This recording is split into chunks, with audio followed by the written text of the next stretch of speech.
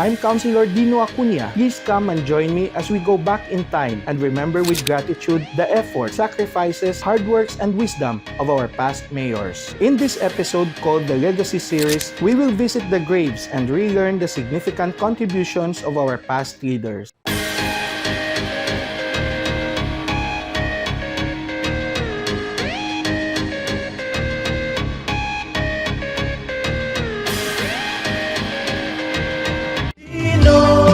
Dino sa puso nyo.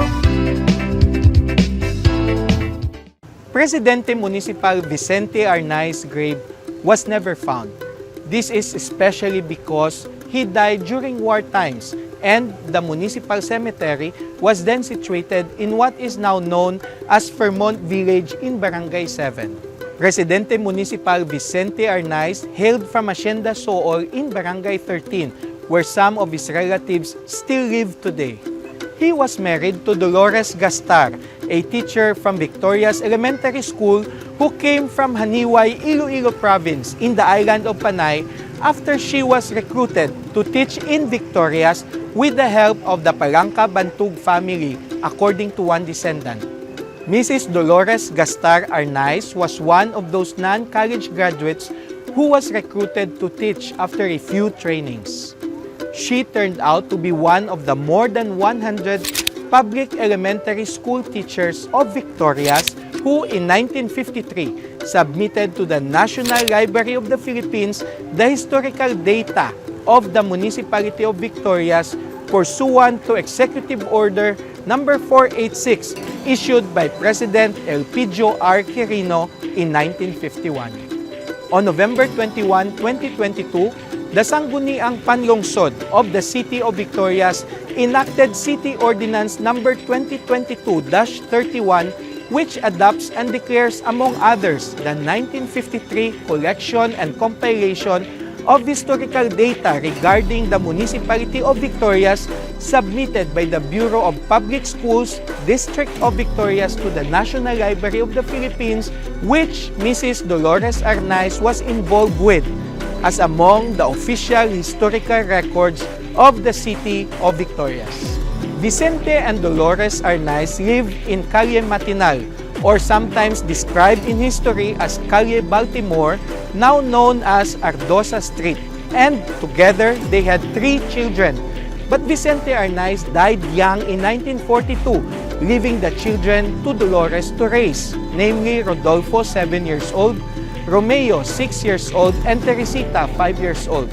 Their son, Rodolfo, later became a community organizer in Surigao del Norte under the Presidential Assistance for Community Development, who worked under the auspices of the Department of Local Government in the 1970s, and later on, being an agriculturist by profession with SRA or the Sugar Regulatory Administration, while at the same time running their own farms.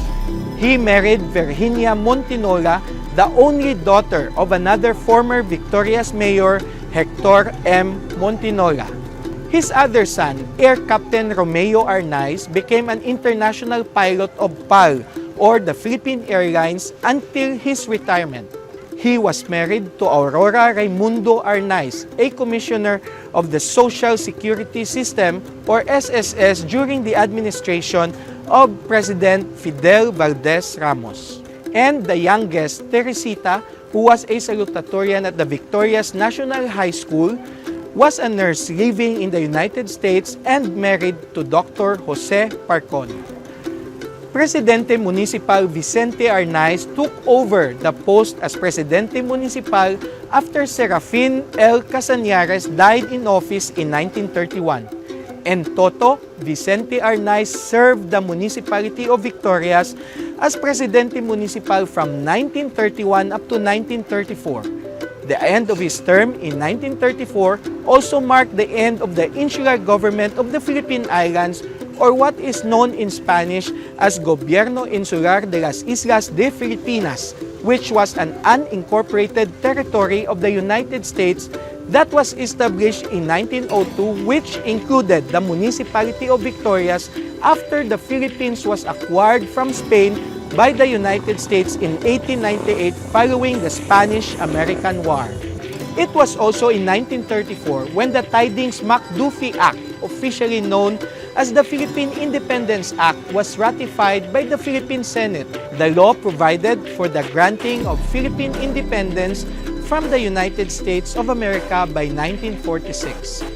The Tidings-McDuffie Act provided for the drafting and guidelines of the Constitution for a 10-year transitional period as the Commonwealth of the Philippines in preparation for the granting of Philippine independence. Thus, the final year of the term of office of Presidente Municipal Vicente Arnaez was also the year the insular government of the Philippine Islands served its final year.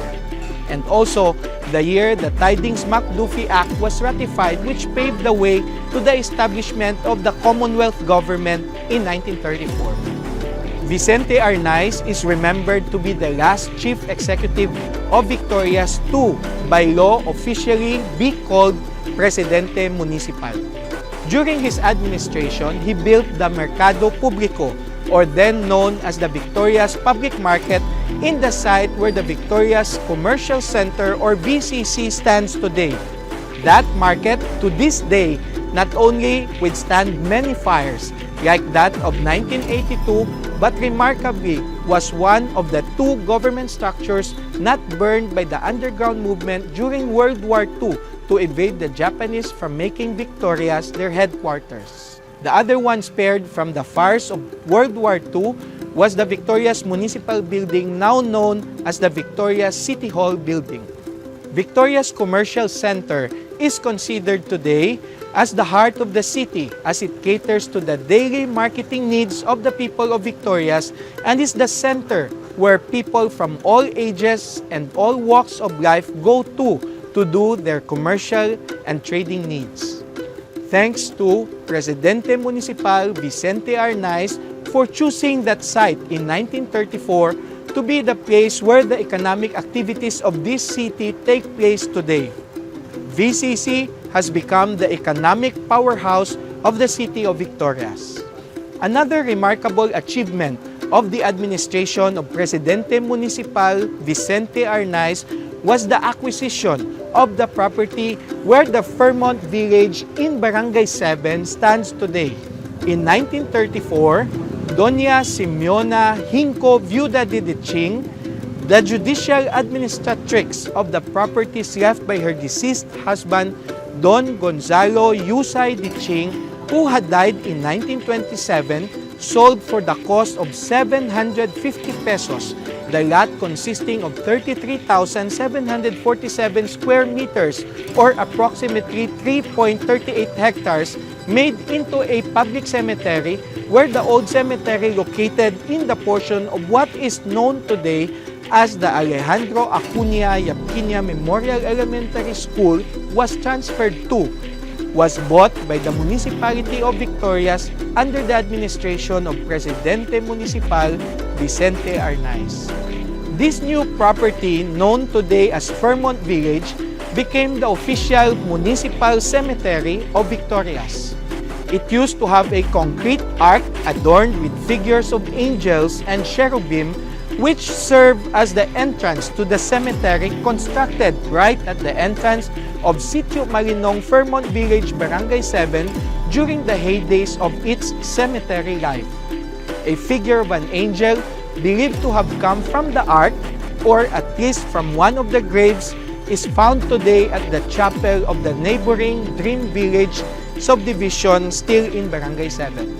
The figure of an angel bears the markings Malacamam Suarez Marble Works. Some accounts say in the 1970s, there were a number of mausoleums, mostly belonging to Chinese immigrants of Victorias, in what is now known as Block 4, and graveyards in Blocks 2, 3, 5, and 6. A 1958 Sangguniang Bayan resolution naming Magsaysay Street in honor of President Ramon Magsaysay, who had died in a plane crash the year prior, described the new Magsaysay Street as the road from the point where the Roman Catholic Church is connecting to the public cemetery as Magsaysay Street.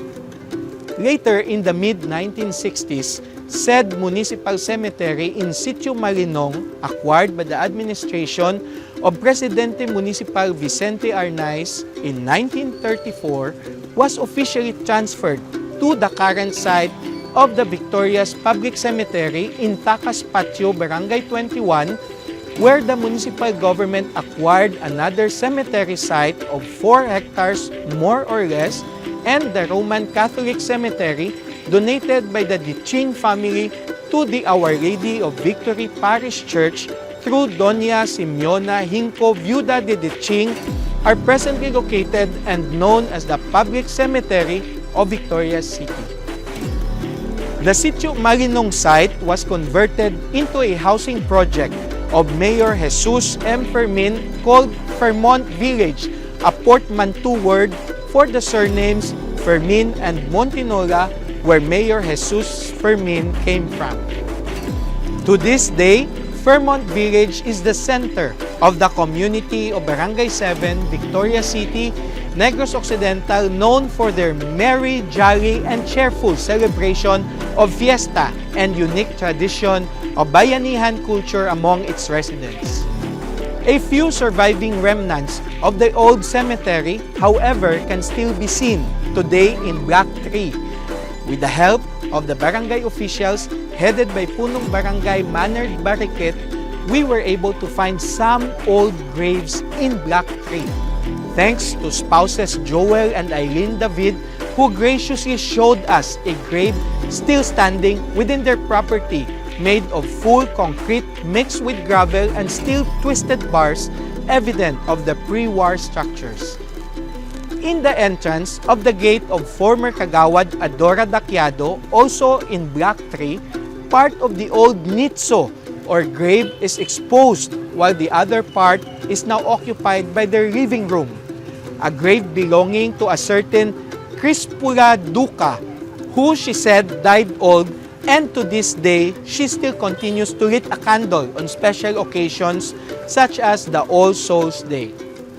In 1993, Mayor Severo Palanca ordered to subdivide and award the lots to the residents of Fermont Village and pay only a minimal amount of 100 pesos per square meter, and upon full payment, caused the issuance of a certificate of title of ownership to the residents who have been residing there as informal settlers for many decades. Another 2,000 square meters of property already occupied, located annexed to it, was also even purchased by the city government under the administration of Mayor Severo Palanca and used the same for the same purpose. The street based on the original subdivision plan of 1931, which spans from the point where the extension building of DFMMC, now a car wash, in Miraflores Street, towards all the way passing through the public plaza, part of the City Hall building, Hall of Justice, the Barangay 4 Barangay Hall, towards the Home Economics building of the Victorias Elementary School, formerly known as Calle Burgos, was renamed Vicente Arnaez Street, shortened to Arnaez Street, leaving today only a small portion of the original road, now located in between the Montinola family house and the Church of Christ of Latter-day Saints by virtue of Sangguniang Bayan Resolution number 167 series of 1958 in honor of the memory of Presidente Municipal Vicente Arnaez. Let us remember the legacy of Presidente Municipal Vicente Arnaez, who not only served this town well, but also showed us that public service is a matter of duty and passion combined to create wisdom, whose repercussions will continue to benefit the people to this day. Both the public market and Sitio Malinong are two of his unforgettable contributions to the Victorianos. With grateful hearts, honor to Presidente Municipal Vicente Arnaez. Thank you for joining us in this episode of Remembrance. Please join us for the next one. Have a good day.